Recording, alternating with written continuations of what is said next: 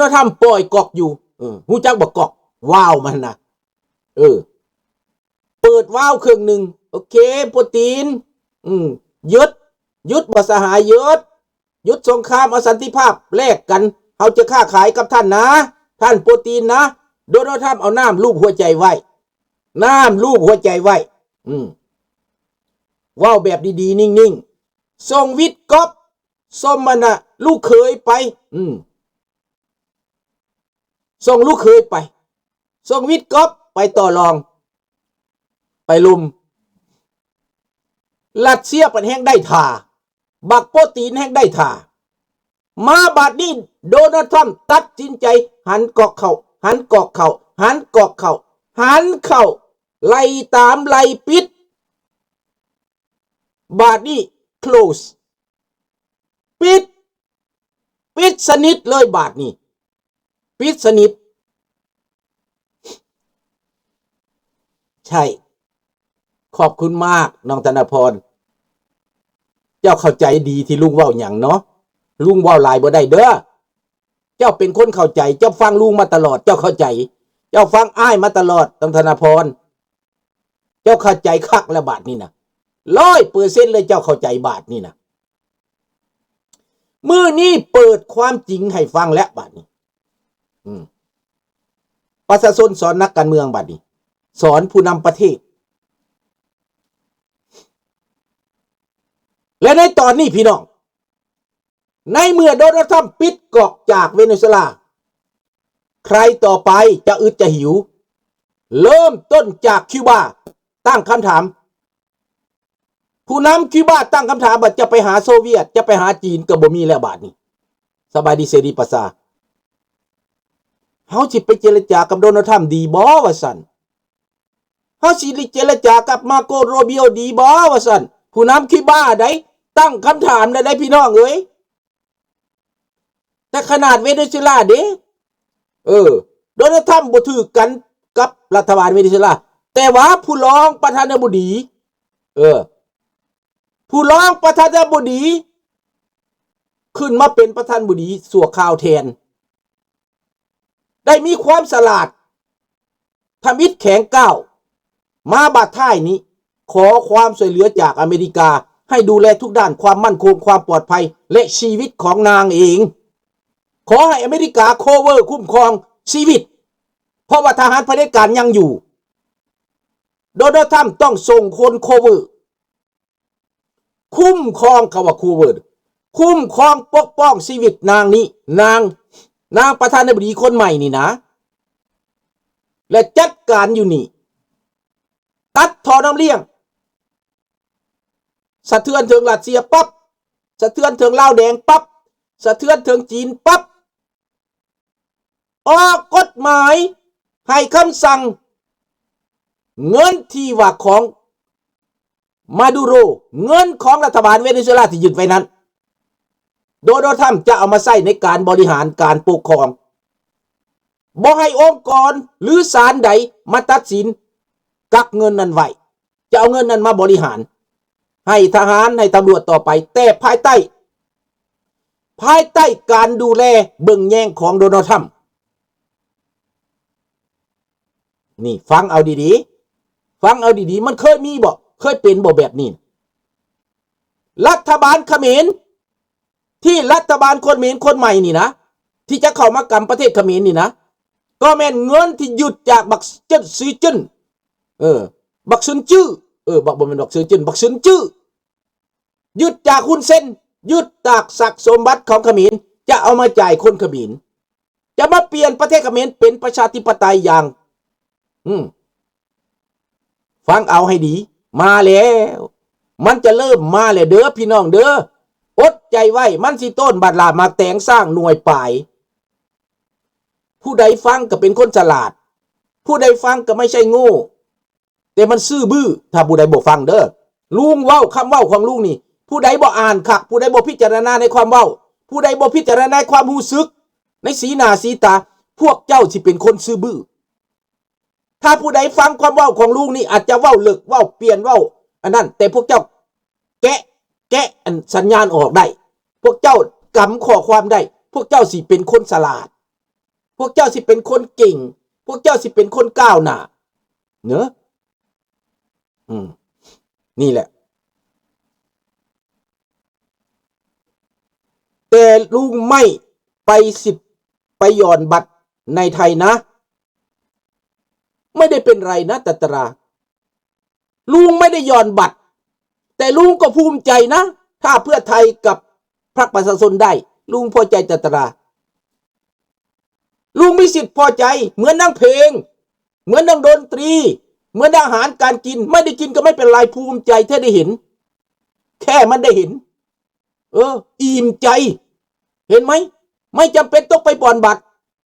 ลุงไม่มีสิทธิ์ก็ไม่เป็นไปไรตัตราเข้าใจไหมถ้าประเทศไทยคือดังเป็นประชาธิปไตยประชาชนได้ประโยชน์ประเทศไทยได้ประโยชน์บ้านแม่ของลุงก็มีสิทธิ์ดีใจส้มซื่นน่ะมันบ่มีสิทธิ์เธอบอกมีสิทธิ์บ่อนบัตรแต่มีสิทธิ์ดีใจมีสิทธิ์ชื่นชมเมื่อนังเสียงเพลงเหมือนนังเสียงเพลงถ้าได้ยินเพลงม่วนๆลุงก็ภูมิใจแล้วไม่จำเป็นต้องได้เป็นเองแต่ได้ฟังม่วนๆแล้วก็พอเนาะแม่นบอกนี่จับใจความนำได้บ่อิ่มใจแม่นบอกสตาร์ที่เห็นประชาชนมีความสุขเราอิ่มใจถ้าเห็นประชาชนมีความทุกข์เราก็ทุกข์ใจแน่มาแล้วนี่แหละทำเอฟเฟกต์แหละพวกเจ้ายังบ่ทันเข้าใจว่าลุงเว้ามานานแล้วนะทำเอฟเฟกต์ใจเย็นๆแต่ทำไอ้ซื่อๆนะอิหร่านตกตังไอ้ซื่อๆตกตังเลยเด้อบ่ได้เอาปืนไปยิงบ่ทันทิ่มระเบิดไอ้ซื่อๆพอดูทำไอ้ตกตังแล้ว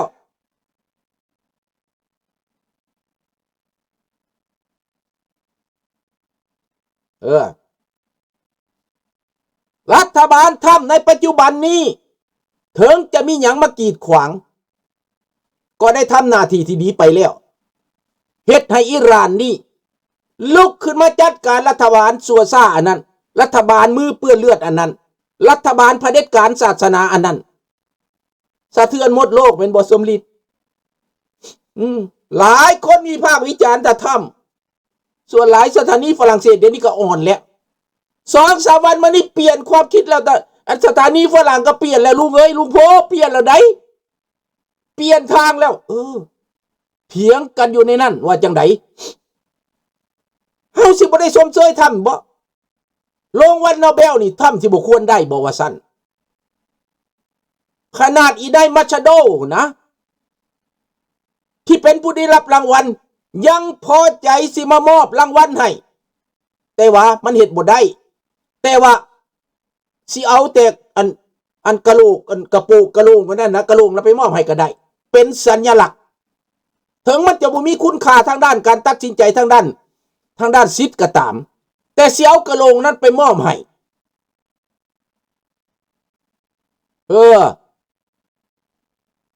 สอนว่าคักเจ้าละบ่สมใจเจ้าละบ่แงดก็สิแม่นแนวนั้นเลยเด้อสบายดีอีสานบ้านลาวสิได้เป็นแบบนั้นแหละลาวแดงสู่เจ้าเบิ่งเอาคอยทราบแจ้งนะให้น้ำสาบานวัดองค์ตื้อออกฤทธิ์ในปีนี้2026หา20272026หา2027น้ำสาบานจะออกฤทธิ์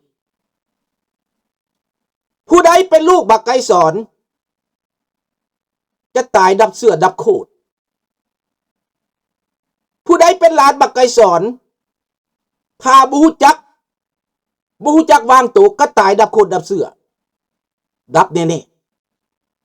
ๆผู้ใดเป็นลูกหลานบักคำไต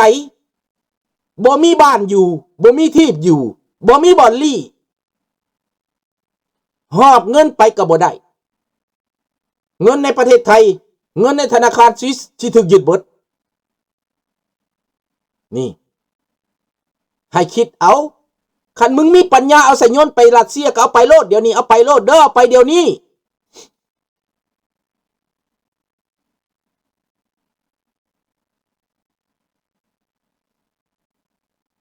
ใช่น้องธนพรตอนคนลาวข้ามน้ำของถึกรัฐบาลยิงตายพี่น้องในภาคอีสาน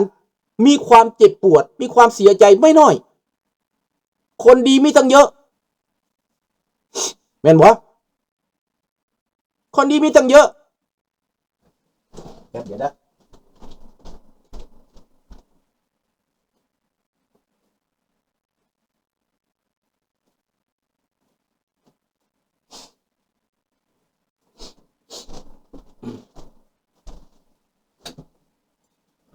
คนดีมีตั้งเยอะโทษคนอีสานก็เสียใจคือกันเพราะเป็นมนุษย์เห็นความโหดเหี้ยมเห็นความป่าเถื่อนยิงแต่ละกลางคืนมาน้องธนพรเสียงปืนน้องสนั่นเขาฆ่าคนพี่น้องคนไทยยังจำอยู่ในใจเสมอที่เขากระทำกับเพื่อนลาวเพื่อนบ้านเพื่อนชาติร่วมชาติเดียวกันพี่น้องเชื้อชาติเดียวกันความฝันกลายเป็นจริงแน่นอนลูกหลานเลยแล้วพวกเจ้าต้องขยายซอยลุงได้คำนี้นะแม้นพวกเจ้าเดี๋ยวจะนำเอาข่าวสารนี้ไปขยายต้องทำหน้าที่นี้ได้อย่าไปว่าแบบเท่าวีเซอร์ว่ากี่นี่ได้อย่าไปว่าแบบนั้นนะขนาดคนอิหร่านนี่นะเขากำไว้ในซุ่มเล็กพุ่นนะเอากรงเล็กขังไว้พุ่นนะแต่ขังบ่อยู่เอาศาสนามาง่วมหัวไว้กับบ่อยู่กรงเล็กระเบิดใครคิดได้ความเจ็บปวดมาจากปีเดี๋ยวนี้ม่างลงเฮียบห้องให้ลูกหลานพระเจ้าซากลับบ้านแล้วลากทุ่งศาสนาหัวหุ่นแหงลงมาจูดแล้วเอาทุ่งเก่าของราชอาณาจักรอิหร่านขึ้นมาแล้วเห็นแล้วบ่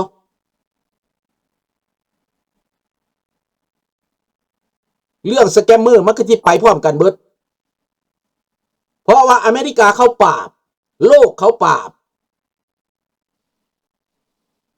ปรากฏว่าความที่ว่าอิจฉาโดนัลด์ทรัมป์นั้น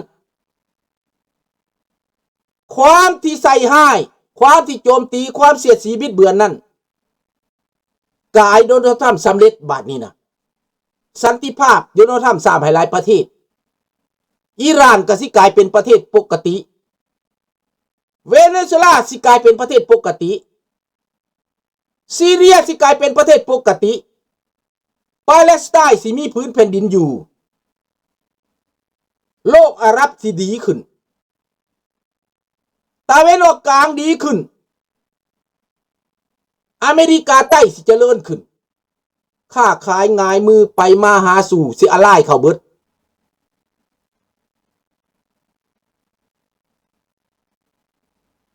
ลาวจ้วงว่าบักถ้ำงัดบ่ให้คนลาวเข้าอเมริกาเจ้าบ่เข้าใจเจ้าเห็นแต่ผลประโยชน์สั้นๆว่าบ่ได้เข้าอเมริกาลาวจ้วงก็ค่อยคิดว่าเจ้านี่ก็หนาพอสมควรมืดพอสมควรบอดพอสมควรได้ลาวจ้วงนี่ก็ได้เห็นแต่ประโยชน์ว่าตัวเองบ่ได้เข้าอเมริกาเจ้าเข้าอเมริกามาโฆษณาส่วนเสื่อมมาบิดเบือนมาสร้างความบ่ดีบ่งามมันก็เป็นเรื่องของรัฐบาลเจ้าน่ะมันเจ้าเองเหตุรัฐบาลเจ้าเองเหตุรัฐบาลเจ้าเป็นรัฐบาลเผด็จการคนที่มานั่นก็เป็นคนที่ว่าเอาปากเผด็จการมาเผยแผ่สบายดีอันดรู